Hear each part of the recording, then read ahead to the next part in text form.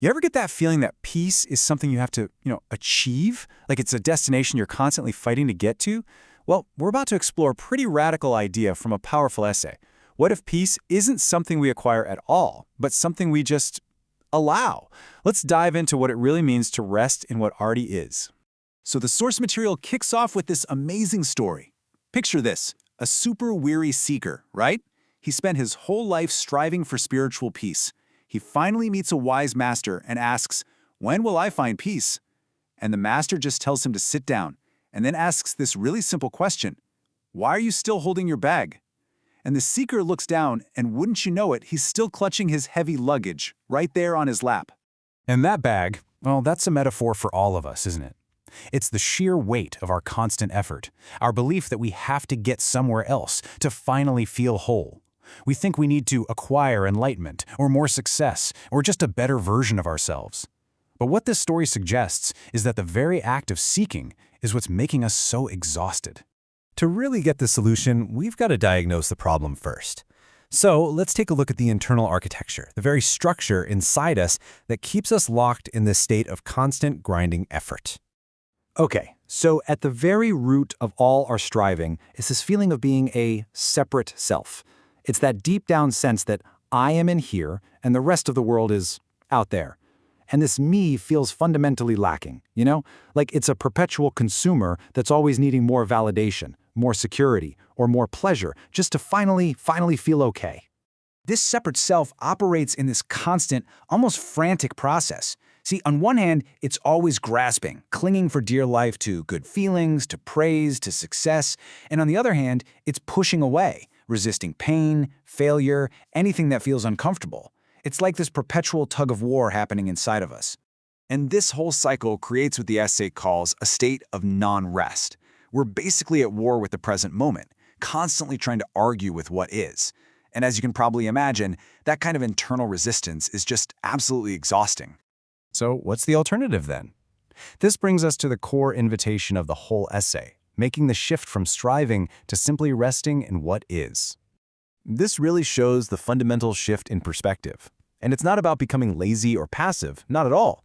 It's a move from all that frantic doing to just being, from grasping for things to receiving what's already here. So instead of climbing some huge mountain to find peace, it's about deepening into the very ground you're already standing on. Now here's the crucial point. We are not the ever-changing weather of our thoughts and feelings. We are the vast open sky where all that weather happens. Emotions, thoughts, they're just like clouds passing through. They can be stormy, they can be sunny, but they never, ever permanently stain the sky of our core awareness. Our whole identity shifts from being the content of our experience to being the context that holds it all. Okay, this all sounds great in theory, but how do we actually do it? Let's get practical and look at how we can build this into our daily lives. The essay gives us this beautiful metaphor. Imagine your experience is a river. The practice isn't to jump in and try to control it. No. First, you just sit on the bank and watch. Second, you allow the currents, your emotions, to flow without fighting them. And third, you simply notice the leaves, your thoughts, as they float on by.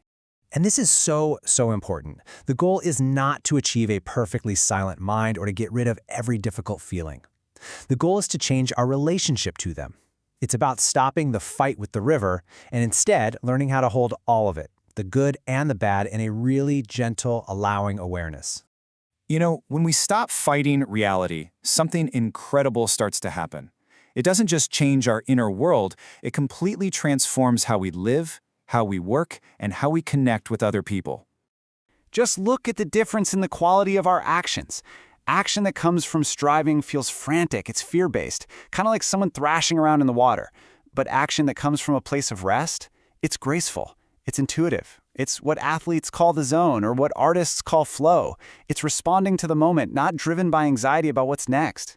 And the benefits are just profound. All that energy we used to spend on resistance is now free for actually living and creating. We can be more present with the people we love. And, this is huge, it gives us an unshakable foundation to face life's pain. Not by avoiding it, but by holding it with a kind of strength that doesn't get destroyed by it. So, as we start to wrap this up, It's really important to remember that this isn't some one-and-done achievement. It's a continuous practice of returning.